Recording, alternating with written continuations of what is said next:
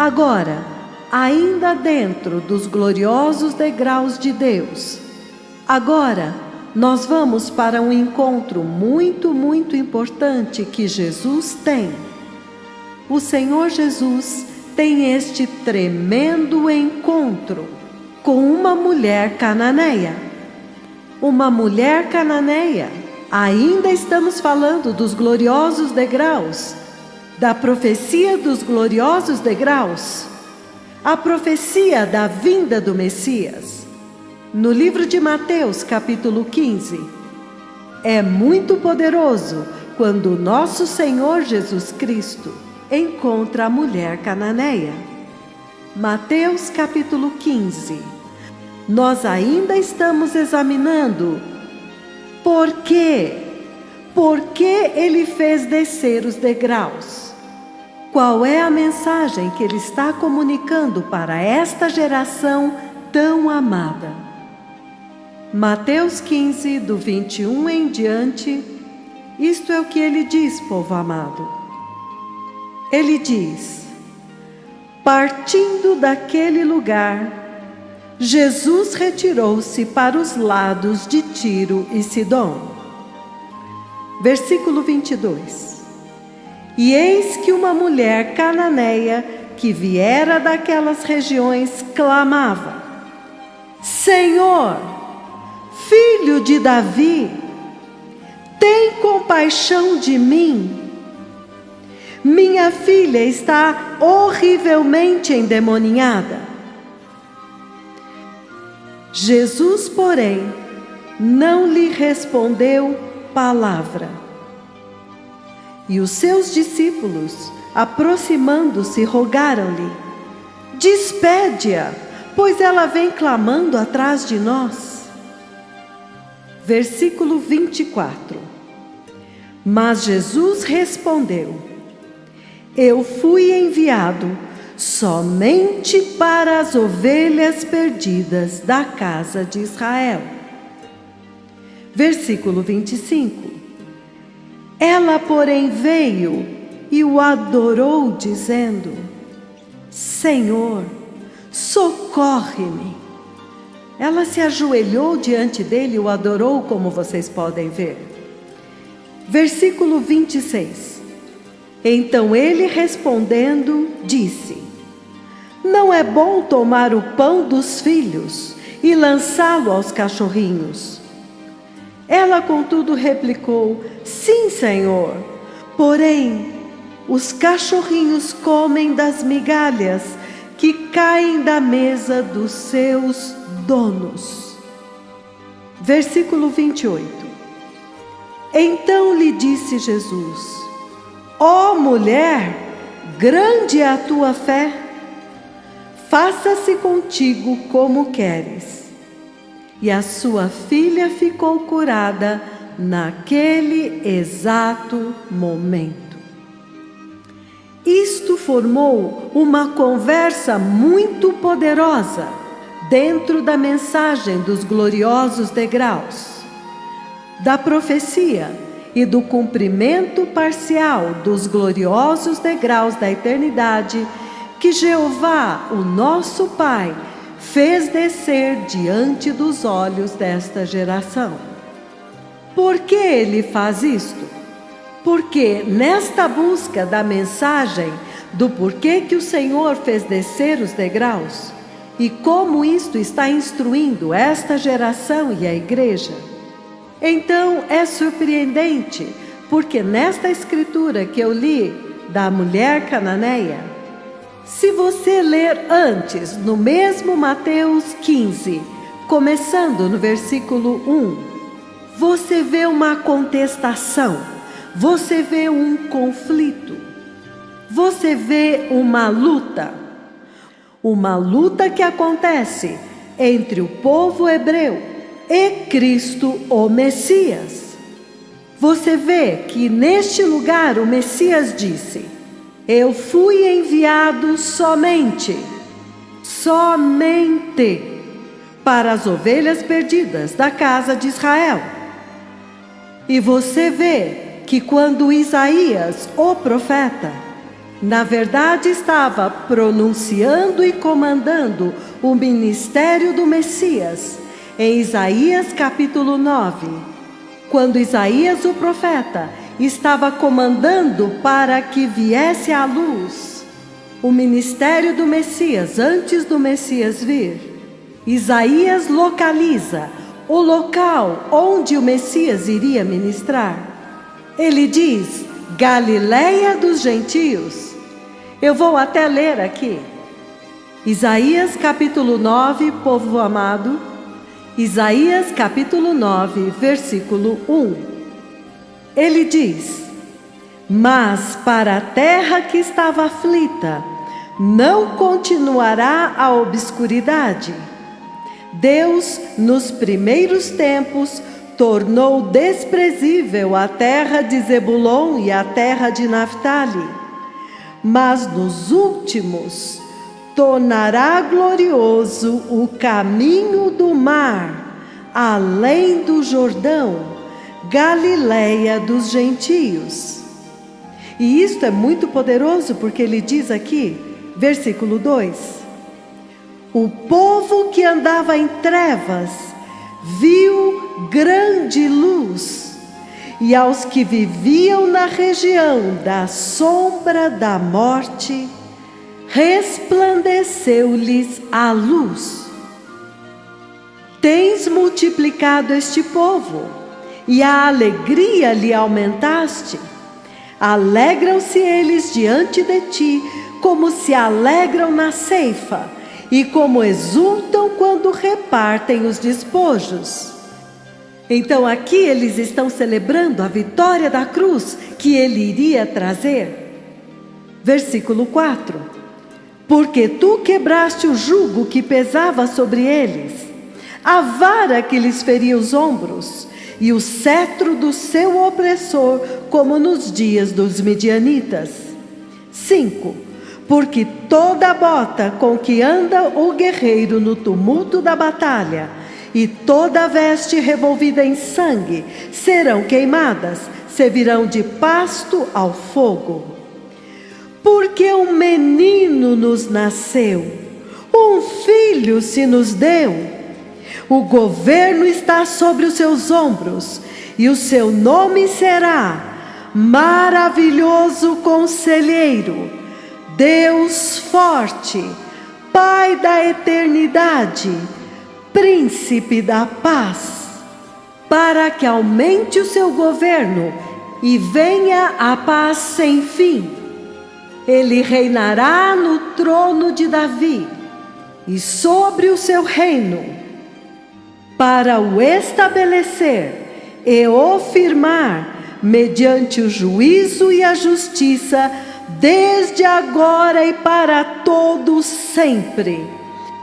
O zelo do Senhor dos Exércitos cumprirá esta coisa maravilhosa. Que poderoso! Então você vê que Isaías estava dando um comando. Isaías foi instruído pelo Senhor e enviado no tempo certo, para ir e comandar o caminho no qual o Messias iria andar quando ele aparecesse, onde o seu ministério estaria localizado. E você pode ver que neste paradigma e neste desígnio, o Messias diz: Eu fui enviado somente para as ovelhas perdidas da casa de Israel. E você vê que, de fato, Isaías o localiza na Galileia dos gentios. Ele localiza o ministério dele em Israel. Então você pode ver, e você não precisa ser um gênio para ver isto agora, a intenção do Senhor é que o Evangelho chegasse aos judeus primeiro, e então para os gentios. E a partir de Israel, este Evangelho da salvação, da sua maravilhosa luz, sairia de Israel e então se espalharia por toda a terra, até os confins da terra. Mas já houve um problema. No livro de Mateus, capítulo 15, versículo 1, um problema começou a ocorrer. Em Mateus 15, versículo 1 ou versículo 6, de onde você quiser começar, um problema começou a acontecer nesta missão para a qual ele foi enviado para o povo hebreu. Porque em Mateus 15, versículo 1, você ouve: então vieram de Jerusalém a Jesus alguns fariseus e escribas e perguntaram: por que transgridem os teus discípulos a tradição dos anciãos, pois não lavam as mãos quando comem? E Jesus respondeu: por que vocês quebram os mandamentos de Deus por causa das suas tradições? Então, nós podemos agora pular para o versículo 6. No versículo 6 ele diz: este jamais honrará o seu pai ou a sua mãe, e assim invalidastes a palavra de Deus por causa da vossa tradição. Então, olha o conflito lá, porque agora ele vai revidar, ele vai atacá-los. E ele diz: hipócritas! Bem profetizou Isaías a respeito de vocês, dizendo: este povo honra-me com os lábios, mas o seu coração está longe de mim. E em vão me adoram, ensinando doutrinas que não passam de preceitos de homens. Então você vê que Jesus já estava navegando contra o vento. Ele já tinha ido de encontro a uma resistência muito significativa. E ele tinha sido enviado somente para as ovelhas perdidas da casa de Israel. Mas ele já tinha ido de encontro a estes problemas com eles, porque ele veio até eles. E ele queria que eles reconhecessem o mensageiro primeiro. Para você receber a mensagem, você tem que reconhecer o mensageiro primeiro. Isto até te ajuda a reconhecer a magnitude da mensagem. Então, eles estavam tendo dificuldade em receber e reconhecer o mensageiro. E eles nem podiam chamá-lo de Senhor. E ele queria que eles entendessem que Yeshua HaMashiach, o Messias judeu, realmente tinha chegado. Então eles tinham que parar de pedir para o Pai enviar o Messias judeu, porque ele já estava aqui. Então tudo que eles precisavam fazer era recebê-lo e receber a mensagem do Pai que ele carregava. Mas eles entraram em conflito. E ele estava tentando convencê-los, dizendo: olha, este é aquele a respeito de quem as Escrituras falaram, que o grande filho de Davi, que você vê no livro dos Salmos, capítulo 110, versículo 1, Davi está falando a respeito dele, centenas de anos antes dele vir, de que ele viria e reinaria no trono de Davi eternamente. Mas eles estavam tendo dificuldades em reconhecê-lo. Então, por mais que ele dissesse: eu fui enviado somente às ovelhas perdidas da casa de Israel, mas então ele foi de encontro à resistência, foi de encontro ao vento contrário, entrando em problemas porque eles não o reconheceram. Então, você tem um grupo de fariseus. Uma delegação veio de Jerusalém, fariseus e doutores da lei, um grupo de professores, de mestres da lei, críticos da lei, aqueles que escreviam e comentavam a lei judaica. Eles escolheram um grupo especial, um grupo que era Kohot, que eram as colunas, e os enviaram a ele, porque eles tinham ouvido das obras maravilhosas e também das narrativas Eles tinham ouvido as declarações que ele tinha feito em Cafarnaum, na região da Galiléia dos gentios, naquele local. Então vocês podem imaginar toda aquela distância. Eles vieram desde Jerusalém, vindo como um fogo devastador, esperando por ele. A intenção deles era ir, ficar lá na frente dele e anular tudo que ele dissesse, e cancelar tudo que ele dissesse. Cancelar e anular. Porque eles estavam ouvindo tudo que ele estava falando e fazendo. E então é surpreendente, povo amado, que depois daquela contestação, quando Jesus disse basta, chega, e então ele mudou o curso.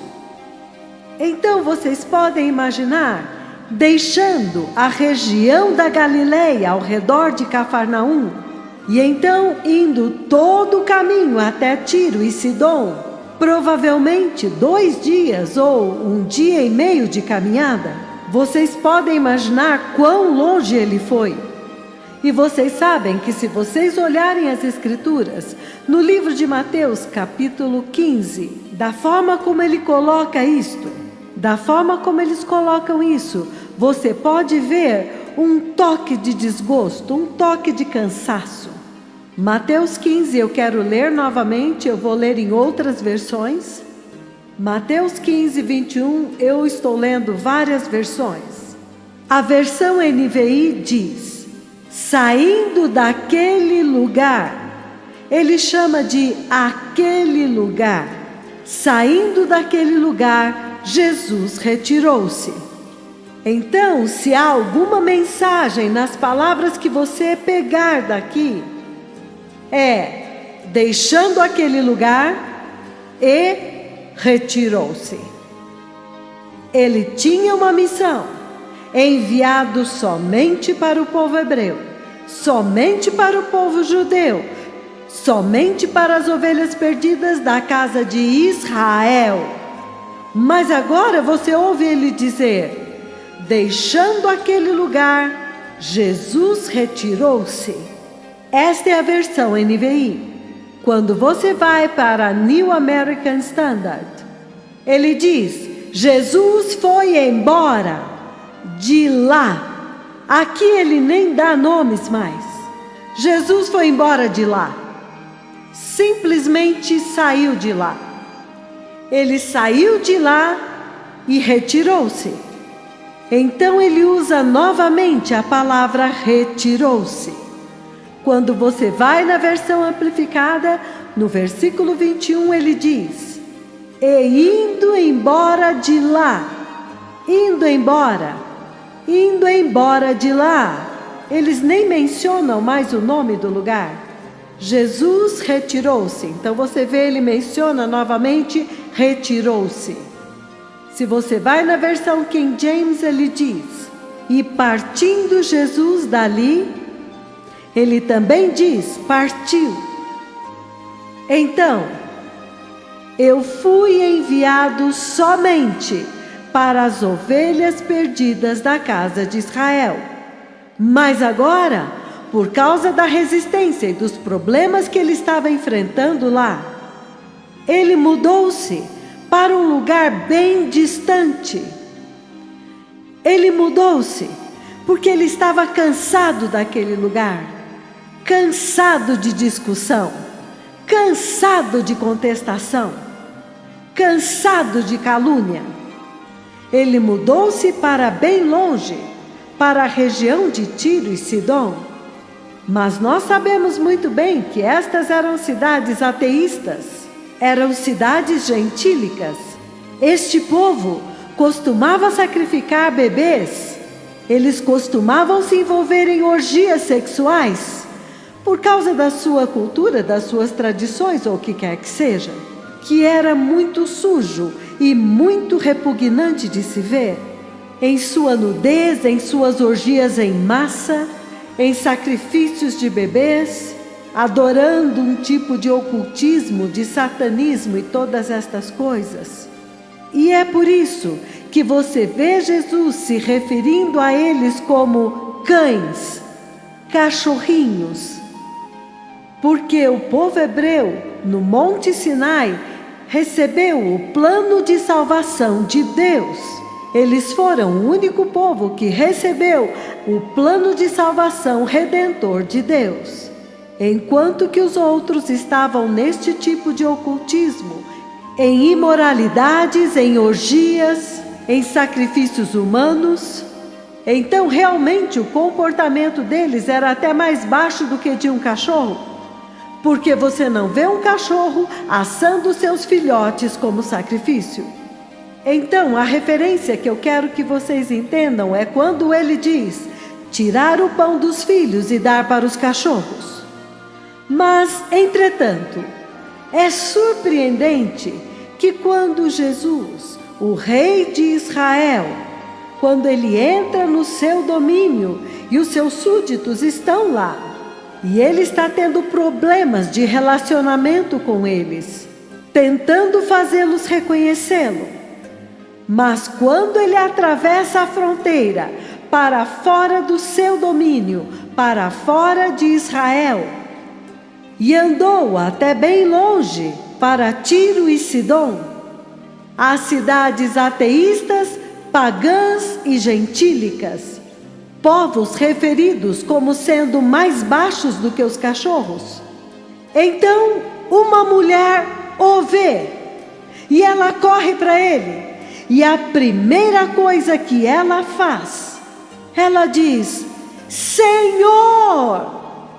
Ela o chama de Senhor, Senhor! E então, parece que ela está muito bem informada. Este é o Messias. Então ela pega e põe ele no trono de Davi e diz: Filho de Davi! Então, parece que ela está muito iluminada a respeito da missão dele na terra, de que ele veio trazer o perdão dos pecados e a misericórdia de Deus. Então ela diz: tem misericórdia de mim. Ela pede pela coisa certa que ele tem em abundância, a incorporação daquilo que ele é, a misericórdia de Deus sobre a humanidade. Então, este foi um desvio muito chocante, foi uma mudança de eventos muito grande, que realmente explicam por que os degraus foram baixados agora, no céu. Porque quão maravilhoso, quão tremendo, e também muito triste, que o Senhor, ele estava tendo problemas. Eu fui enviado somente para as ovelhas perdidas da casa de Israel. Mas ele estava tendo problema com os seus súditos, que não queriam reconhecer o mensageiro antes que ele pudesse dar a mensagem, até mesmo para que eles o chamassem de Senhor. E esta mulher, uma mulher gentia, ateia, uma mulher pagã daquele território onde eles sacrificavam. E a propósito, deixe-me dar algumas informações para vocês que vai deixá-los espantados. Estas eram as nações que costumavam atacar Israel pelo lado do norte e conquistaram Israel. Então vocês estão vendo? Isso é surpreendente. Eram inimigos de Israel. Mas agora, entrando neste território gentílico, e uma mulher corre para ele e ela é capaz de identificá-lo corretamente. Ela diz: este é o Senhor. E então ela clama: Senhor!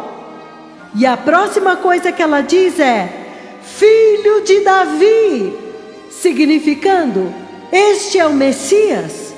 Israel estava tendo dificuldade de até mesmo ver isto, de ver que este é o Messias. Mas esta mulher gentia vê, e quando ela vê, se você ler outras versões, ele diz: quando ela ouviu que ele estava naquela região, ela correu para ele. Então, até mesmo as notícias da chegada dele correram. Que poderosa recepção do Evangelho! Filho de Davi, tem misericórdia de mim. Ela está pedindo misericórdia. Jesus estava tentando fazer com que Israel entendesse que ele tinha trazido a misericórdia de Deus. E então pedissem misericórdia. Olha, as ovelhas perdidas de Israel, as ovelhas caídas de Jacó, caídas por causa da queda de Adão e Eva. Ele tinha vindo para trazer o perdão dos pecados para eles, a misericórdia de Deus para os homens, começando pelos judeus. Mas eles não foram capazes de ver isto. Esta mulher agora vê. Senhor, filho de Davi, tem misericórdia de mim. Eu sei que tu trouxestes o perdão dos pecados. Por favor, perdoe os meus pecados agora. Eu estou pronta. Porque ela fez uma súplica. Esta é a parte poderosa e interessante que fez com que o Senhor baixasse os gloriosos degraus do céu. Porque deste ponto em diante, então ele diz: a tua fé. A tua fé. Ele se refere à fé dela. Ele faz da fé um parâmetro de referência da eternidade, um parâmetro de referência deste avivamento. Então este, partindo de lá, saindo de lá, este agora é o avivamento dos gentios. Isto é agora quando o foco se voltou para as nações gentílicas. É por isso que agora acontece um avivamento dos gentios. E então a redenção de Israel, o avivamento de Israel, foi interrompido. Agora foi interrompido, foi adiado. E vocês veem muito claramente, povo amado, que agora a fé foi exaltada na fé desta mulher. Vocês se lembram da fé do centurião? A fé do centurião também. Agora, Jesus vai para os gentios e encontra esta maravilhosa fé. Esta fé surpreendente. Ele ficou maravilhado com a fé deles. O Criador, o Autor, o Consumador de toda a fé, ficou maravilhado com a fé deles. E é por isso que agora a missão dele mudou para isto. Qual é o ponto que eu estou tentando enfatizar aqui? Eu estou dizendo que no livro de 2 Tessalonicenses, povo amado, agora que eu já coloquei este fundamento para vocês, 2 Tessalonicenses, capítulo 2, a partir do versículo 4. E ele diz: este que se opõe e se exalta acima de tudo que se chama Deus, ou é objeto de adoração, a ponto de se sentar no santuário de Deus, proclamando que Ele mesmo é Deus. Não se lembram de que quando eu ainda estava com vocês, costumava lhes falar estas coisas? Versículo 6. E agora vocês sabem o que o está detendo, para que ele seja revelado no seu devido tempo. A verdade é que o mistério da iniquidade já está em ação, mas aquele que o está detendo, continuará detendo-o até que seja removido do caminho. E então o anticristo será revelado. Então, tendo discutido com vocês, tendo aberto para vocês como que a missão dele agora mudou, e agora foi para as nações gentílicas. E então a predição do avivamento dos gentios é dada quando ele encontra o centurião Isto está em Mateus capítulo 8, versículos 10 e 11, e também em Mateus capítulo 15, versículo 21, quando agora ele muda o foco, ele partiu, ele saiu, ele deixou aquele lugar. Ele se retirou agora daquela missão. Agora isto foi tão poderoso, porque você vê agora esta mudança de foco, que foi a predição do avivamento gentílico. João veio pregando: prepare o caminho, o Messias judeu está vindo, anunciando isso nos arredores do Rio Jordão e no deserto da Judeia, em Israel. Jesus veio e ele disse: eu fui enviado somente para as ovelhas perdidas da casa de Israel. Somente. Mas quando você vê o produto que resultou, que apareceu, foi a igreja dos gentios. Olha o avivamento gentílico. Olha a igreja gentílica globalmente. Porque a missão com Israel foi postergada dentro da linha do tempo profético de Deus. Foi transferida para a tribulação e para a grande tribulação. Então é por isso que será muito crítico, povo amado, que nós entendamos os gloriosos degraus que desceram no céu dentro deste contexto. Porque ele disse que aquele que segura o anticristo e o impede de ser revelado, que é o Espírito Santo, segurando, impedindo-o. Somente o Espírito Santo tem poder suficiente para segurá-lo, desde o princípio, desde o nascimento da igreja até hoje, milhares de anos. E ele tem feito isso eficazmente e poderosamente também. Excelentemente, retendo-o para que ele não seja revelado. Você não vai ouvir breaking news, ele foi revelado aqui, ele foi revelado naquela nação. Não, ele o está retendo.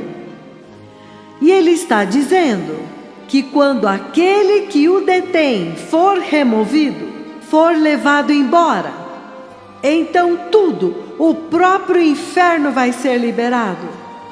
Lembrem-se destas três coisas. Lembrem-se: o arrebatamento, a retribuição e a revelação de Deus. O arrebatamento. No arrebatamento é quando a Igreja Santa, que é a santa habitação do Espírito Santo, é levada embora.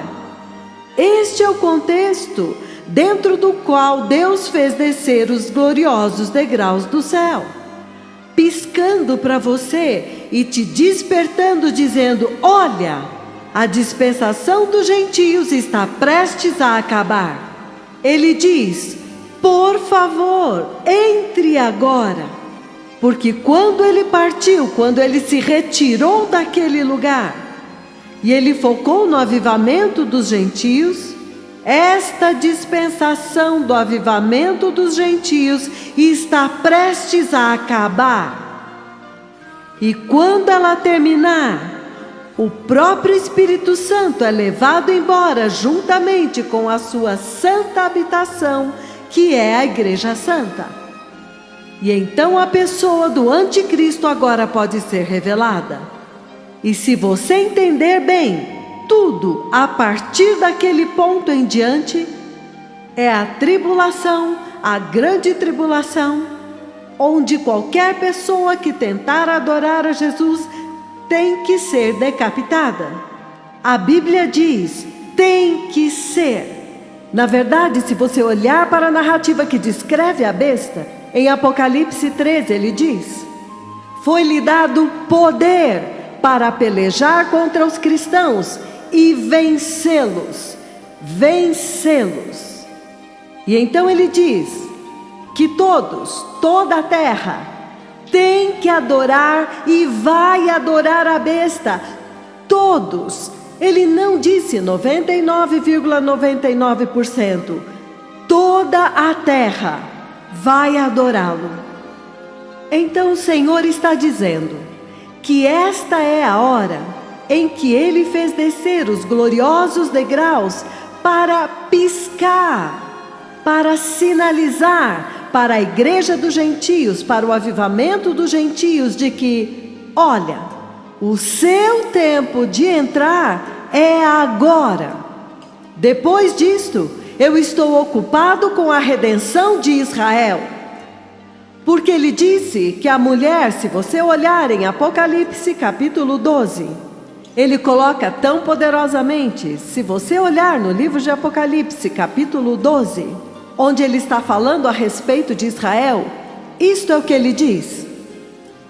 Ele diz: um grande e maravilhoso sinal apareceu no céu. Um grande e maravilhoso sinal, ele diz.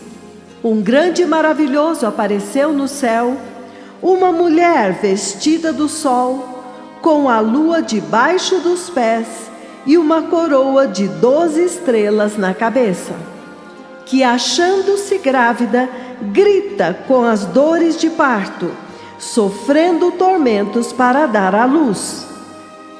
Viu-se também outro sinal no céu, e eis um dragão, grande e vermelho, com 7 cabeças, 10 chifres, e nas cabeças 7 diademas. A sua cauda arrastava a terça parte das estrelas do céu, as quais lançou para a terra. E o dragão se deteve em frente da mulher que estava para dar à luz, a fim de lhe devorar o filho quando nascesse. Versículo 5. Nasceu-lhe, pois, um filho varão, que há de reger todas as nações com cetro de ferro. E o seu filho foi arrebatado para Deus até o seu trono. Este é o Messias, e esta mulher é Israel. A mulher, porém, fugiu para o deserto, onde lhe havia Deus preparado lugar para que nele a sustentem durante 1260 dias, exatamente a grande tribulação. Houve batalha no céu. Miguel e os seus anjos pelejaram contra o dragão. Também pelejaram o dragão com os seus anjos. Isto significa que o mal sempre vai revidar. Todavia, eles não foram fortes o suficiente, nem mais se achou o lugar deles no céu, significando que não há apostasia no céu, não há lugar para apostasia no céu. Quando a apostasia apareceu assim, imediatamente ele foi lançado para fora como um raio. Eu não sei por que a igreja está em apostasia hoje, como se houvesse algum tipo de tolerância à apostasia no céu. Então, embora eu esteja lendo tudo isso para enfatizar algo em particular, uma tremenda mensagem está sendo liberada lá. E foi expulso o grande dragão, a antiga serpente que se chama o Diabo e Satanás, o sedutor de todo o mundo. Sim, foi atirado para a terra e com ele os seus anjos. Então ouvi grande voz do céu proclamando: agora veio a salvação, o poder, o reino do nosso Deus e a autoridade do seu Cristo. Pois foi expulso o acusador dos nossos irmãos, o mesmo que os acusa de dia e de noite diante do nosso Deus. Eles, pois, o venceram por causa do sangue do Cordeiro e por causa da palavra do testemunho que deram. E mesmo em face da morte, não amaram a própria vida. Por isso, festejai, ó céus, e vós, os que neles habitai. Ai da terra e do mar, pois o diabo desceu até vós, cheio de grande ira, sabendo que pouco tempo lhe resta. Versículo 13. Quando, pois, o dragão viu que fora atirado para a terra, perseguiu a mulher que dera à luz ao filho varão. E foram dadas à mulher as 2 asas da grande águia, para que voasse até ao deserto, ao seu lugar, até onde é sustentada durante um tempo, tempos e metade de um tempo. Aqui está a grande tribulação, fora da vista da serpente. Então a serpente arrojou da sua boca, atrás da mulher, água como um rio, a fim de fazer com que ela fosse arrebatada pelo rio. A terra, porém, socorreu a mulher, e a terra abriu a boca e engoliu o rio que o dragão tinha arrojado de sua boca. O versículo 17 é para vocês, povo amado. Irou-se o dragão contra a mulher e foi pelejar contra os restantes da sua descendência, aqueles que guardam os mandamentos de Deus e têm o testemunho de Jesus. Amados irmãos, amados povos e nações de língua portuguesa, que estão ouvindo este ensino tão poderoso, tão abençoado, tão ungido, que é um grande despertamento para este momento.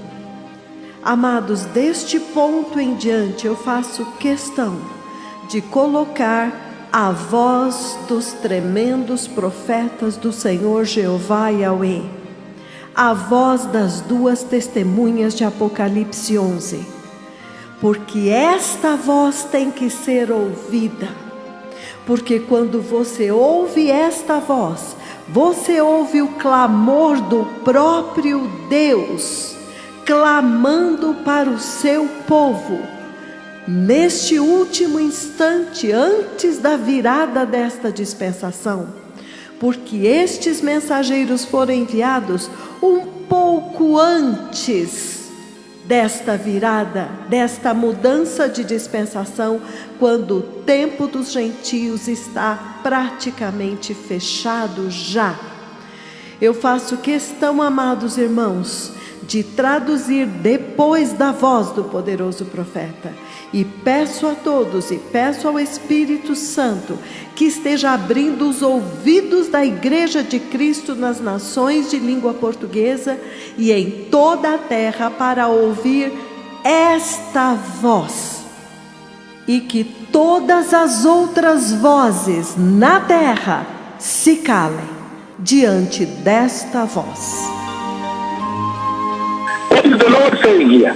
O que é que o Senhor está dizendo aqui? He's saying that the stairs have been lowered. Why? Ele está dizendo que os degraus foram baixados. Por quê?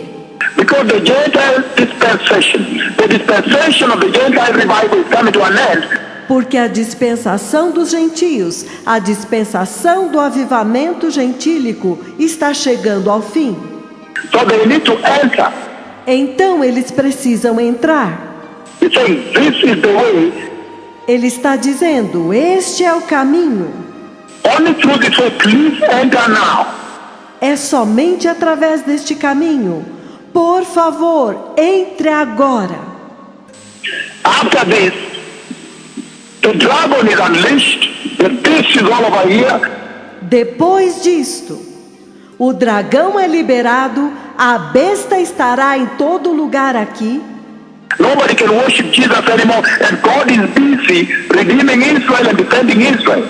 Ninguém mais pode adorar a Jesus, e Deus está ocupado redimindo Israel e defendendo Israel. But verse 17 of chapter 12 of Revelation really gives the total picture. Mas o versículo 17 de Apocalipse 12 realmente mostra uma imagem apropriada. that for anybody that will still hang around here called Christian, de que qualquer pessoa que ficar por aqui chamada cristão, trying to worship Jesus, hold up his testimony, tentando adorar Jesus, sustentando seu testemunho, must be put to slaughter because the dragon has been given that power to fight them and conquer them. tem que ser morto porque foi dado ao dragão este poder de lutar contra eles e vencê-los. And that's why the Lord has lowered the stairs to the Gentile church. E é por isso que o Senhor fez descer os degraus para a igreja gentílica. And he's saying, blessed people, E ele está dizendo: povo abençoado, that this is the way. Please enter. que este é o caminho. Por favor, entre.